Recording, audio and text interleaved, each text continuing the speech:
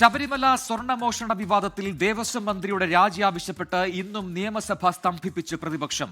ചോദ്യോത്തരവേള മുതൽ പ്രതിപക്ഷം പ്രതിഷേധം ശക്തമാക്കിയതോടെ സഭ നേരത്തെ പിരിഞ്ഞു. ശബരിമലയിൽ നിന്ന് കവർന്ന സ്വർണം ഏത് കോടീശ്വരന്റെ വീട്ടിലാണെന്ന് CPIM പറയണമെന്ന് പ്രതിപക്ഷ നേതാവ് VD സതീശൻ ആവശ്യപ്പെട്ടു. ചർച്ചയെ ഭയക്കുന്നതുകൊണ്ടാണ് പ്രതിപക്ഷം നിയമസഭ സ്തംഭിപ്പിക്കുന്നതെന്ന് മന്ത്രി MP രാജേഷ് വിമർശിച്ചു. ഹൈക്കോടതി ഉത്തരവോടെ സ്വർണ്ണമോഷണത്തിൽ സർക്കാരും ദേവസ്വം ബോർഡും പ്രതിക്കൂട്ടിലായെന്ന് പ്രതിപക്ഷം വിമർശിച്ചു.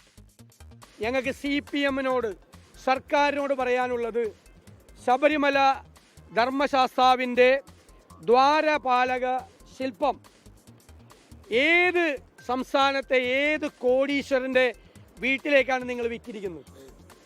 ഏത് കോടീശ്വരൻ്റെ വീട്ടിലേക്കാണ്? അതിപ്പോൾ ഉള്ളത് ഏത് കോടീശ്വരൻ്റെ വീട്ടിലാണ്? കോടികൾ മറിയുന്ന കച്ചവടമാണ്. ഇങ്ങനെ ഒരു കളവ് നടന്നു എന്ന് ദേവസ്വം ബോർഡിന് അറിയാമായിരുന്നു. അത് ദേവസ്വം ബോർഡ് മറച്ചുവെച്ചു. വിഷയത്തിൽ സഭയ്ക്ക് പുറത്തും പ്രതിഷേധം ശക്തമാക്കുകയാണ് കോൺഗ്രസ്. പത്തനംതിട്ടയിലെ ദേവസ്വം ബോർഡ് ഓഫീസിലേക്ക് യൂത്ത് കോൺഗ്രസ് നടത്തിയ പ്രതിഷേധത്തിൽ സംഘർഷമുണ്ടായി. അതിന്റെ ദൃശ്യങ്ങളിലേക്ക് ഇനി.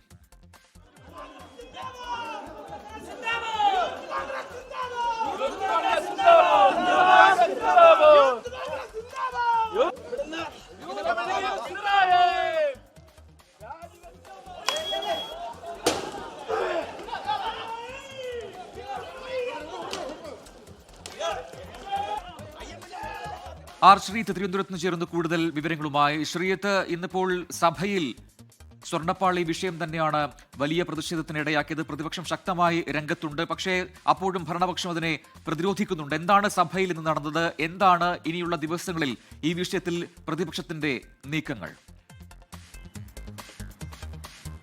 പ്രജിൻ, നിയമസഭയിൽ ഇന്നലെ കണ്ടതിൻ്റെ തനിയാവർത്തനമാണ് ഇന്നും നടന്നത്. ശബരിമല സ്വർണ്ണപ്പാളി മോഷണത്തിൽ ദേവസ്വം മന്ത്രിയും ദേവസ്വം ബോർഡും രാജിവെക്കണമെന്ന് ആവശ്യപ്പെട്ടുകൊണ്ട് പ്രതിപക്ഷം ഇന്നും സഭയെ പ്രക്ഷുബ്ധമാക്കി. ചോദ്യോത്തരവേളയുടെ തുടക്കത്തിൽ പ്രതിപക്ഷ നേതാവ് VD സതീശൻ ദേവസ്വം മന്ത്രിയുടെയും രാജി ആവശ്യപ്പെട്ടു.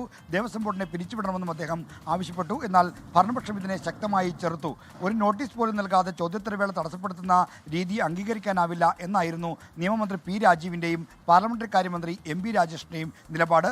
ചർച്ചകളെയും ജനങ്ങളെയും നിയമസഭയും ഭയക്കുന്നതുകൊണ്ടാണ് ഇത്തരമൊരു സമീപനം പ്രതിപക്ഷം സ്വീകരിക്കുന്നതെന്നും അവർ ആരോപിച്ചു. എന്നാൽ പ്രതിപക്ഷം തങ്ങളുടെ നിലപാടിൽ ഉറച്ചു വന്നു. അങ്ങനെ ചോദ്യോത്തരവേള ഇടയ്ക്ക് നിർത്തിവെക്കേണ്ടി വന്നു. പിന്നീട് ശൂന്യവേളയിൽ സഭ പുനരാരംഭിച്ചപ്പോഴും പ്രതിപക്ഷത്തിൻ്റെ ബഹളം ആവർത്തിച്ചു. അതോടുകൂടിയാണ് സഭ സ്തംഭിക്കുകയും ഇന്നത്തേക്ക് പിരിയുന്നതായി സ്പീക്കർ പ്രഖ്യാപിക്കുകയും ചെയ്തത്. എന്തായാലും ദേവസ്വം ബോർഡിൻ്റെ പിരിച്ചുവിടലും ദേവസ്വം മന്ത്രിയുടെ രാജിയുടെ കാര്യത്തിലും ഒരു വിട്ടുവീഴ്ചയുമില്ല എന്നാണ് പ്രതിപക്ഷ നേതാവ് VD സതീശൻ സഭാ കവാടത്തിലും സഭയ്ക്കകത്തുമെല്ലാം പറഞ്ഞത്.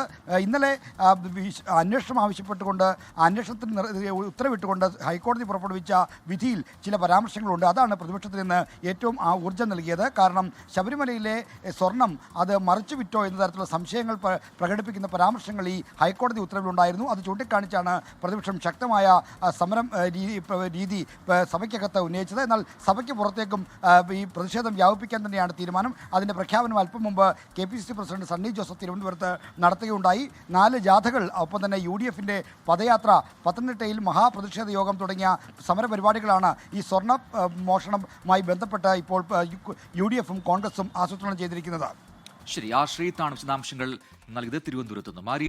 ലോകത്തെവിടെയായാലും ഏത് സമയത്തും 24 വാർത്തകളും ഓഗ്മെന്റഡ് റിയാലിറ്റി പാക്കേജുകളും എക്സ്പ്ലെയിനറുകളും വിശദമായി കാണാൻ ഞങ്ങളുടെ YouTube ചാനൽ നിങ്ങൾക്ക് സബ്സ്ക്രൈബ് ചെയ്യാം.